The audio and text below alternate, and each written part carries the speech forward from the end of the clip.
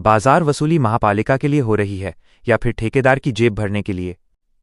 मीरा भाईंदर के मंगल नगर सब्जी मार्केट में इस वक्त भारी बवाल मचा है। आरोप है कि यहां हर सब्जी विक्रेता से 230 रुपए की वसूली की जा रही है। लेकिन चौंकाने वाली बात यह है कि कार्यादेश वर्क ऑर्डर के मुताबिक महापालिका को केवल 100 रुपये और 18% जीएसटी यानी कुल 118 रुपये ही मिलने चाहिए।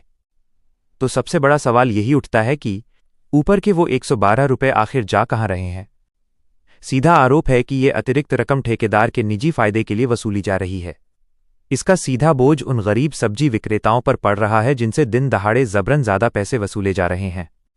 इस पूरे मामले को लेकर अब प्रशासन से कड़ी मांग की गई है कि इस कार्यादेश को तुरंत रद्द किया जाए और इस अवैध वसूली पर रोक लगाई जाए।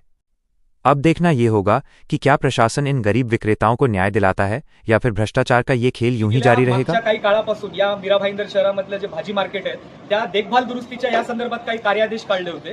त्या कार्यादेशमध्ये मला अशी एक माहिती मीरा भाईंदर महानगरपालिकेच्या मार्फत सुद्धा कळाली आहे की मीरा भाईंदरमध्ये करोडो रुपये वार्षिक देखभालीसाठी हे महानगरपालिकेच्या कोणत्याही शासकीय इमारती किंवा शासकीय जागेसाठी करोडो रुपयाचं वार्षिक देखभाल दुरुस्तीसाठी ठेका दिला जातो। परंतु 2018 मध्ये हे भाजी मार्केट स्थापन झाल्यापासून या ठिकाणी एकदाही महानगरपालिकेच्या कोणत्याही ठेकेदारांनी या मार्केटची देखभाल दुरुस्ती केलेली नाहीये।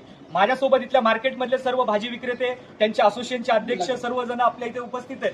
तर तुम्ही यांना सुद्धा प्रत्यक्षात विचारू शकता की 8 वर्षामध्ये तुम्ही जे त्यांना प्रतिदिन 80 रुपये प्रमाणे मागच्या 5 वर्षाच्या काळामध्ये 80 रुपये प्रतिदिन एका भाजी विक्रेत्यांकडून हे महानगरपालिका वसूल करत होती, त्यामध्ये एकदाही यांनी कुठल्याही प्रकारची यांना सुविधा दिली नाही, कुठल्याही प्रकारचं यांना मेंटेनन्स दिलं नाही। परंतु आता एक आश्चर्यकारक अशी गोष्ट आली की मीरा भाईंदर शहरामध्ये नव्याने जे महानगरपालिकेमध्ये सरकार आलेले आहे, महानगरपालिकेमध्ये ज्याची सत्ता स्थापन झालेली आहे, यांच्यामधून असे अनेक फरमान काढले जात आहेत। सरळ कोणतेही ठराव बहुमताच्या जोरावर मंजूर केले जात आहेत, परंतु सर्वसामान्य भाजी विक्रेत्यांचा प्रश्न हा तो डावलून लावतायत। कारण या ठिकाणी 5 वर्षासाठी एक पेस्ट कंट्रोल नावाची जी कंपनी आहे कलकत्त्याची, तिला 5 वर्षासाठी डिसेंबर 2025 मध्ये ज्यावेळेस प्रशासकीय राजवट होती, प्रशासनाच्या काळामध्ये आयुक्तांनी 5 वर्षासाठी हा ठेका मंजूर केलेला आहे।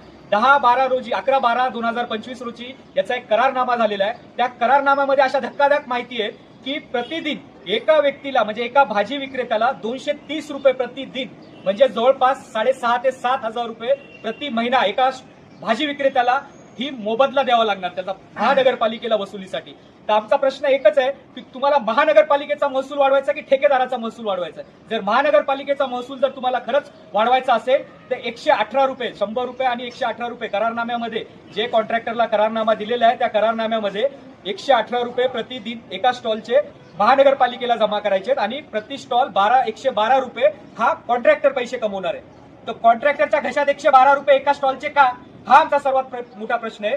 या सुद्धा कम्युनिटीची एक मागणी आहे, हे जे भाजी विक्रेते आहेत त्यांचा भाजी विक्रेत्यांचं एक संघटन आहे, यांची सुद्धा एक मागणी आहे की महानगरपालिकेचा जर महसूल वाढवायचा असेल तर आम्ही ठेकेदाराच्या थ्रू महानगरपालिकेला महसूल जमा करण्याची संधी का देऊ?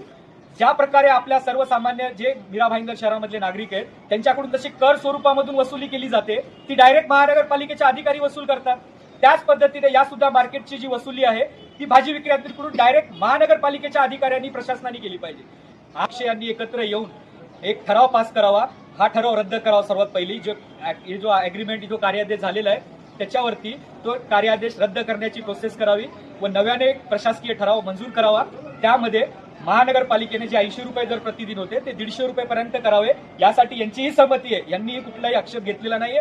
जर महानगरपालिकेची जर महसूल खरंच वाढत असेल, यांना जर सुविधा देखभाल दुरुस्तीच्या नावाने मिळत असेल तर आपण तो निर्णय घेतला पाहिजे। 150 रुपये प्रतिदिन जरी घेतले आणि त्यांना जर तुम्ही बेसिक सुविधा या शौचालय असतील, सीसीटीव्ही असतील, सुरक्षा यंत्रणा असतील, साफसफाई असतील, या संदर्भाची जर त्यांच्या थ्रू जर सुविधा मिळाली महानगरपालिकेकडून तर यांचंही भलं होईल। अचानक हे भाजी मार्केट असं बंद करून यांना रस्त्यावर आणण्याचं काम केलेलं आहे। जर उद्या भविष्यामध्ये हे मार्केट जर बंद ठेवलं आणि याच मार्केटमधल्या 350 स्टॉल धारकांनी रस्त्यावर जर गाडी लावली त्याला जबाबदार पूर्णपणे प्रशासन राहील, हे आपल्या व्हिडिओच्या माध्यमातून मी आपल्याला सांगू इच्छितो। तर भाजी विक्रेत्यांचा प्रश्न नाही, तर यांना जर उद्या तुम्ही वेळीच धरलं तर भाज्यांचे रेट सुद्धा वाढतील, सर्वसामान्य घरामध्ये सुद्धा महागाईची याच्यामध्ये झळ लागेल, सर्वांना त्याची अडचण येईल।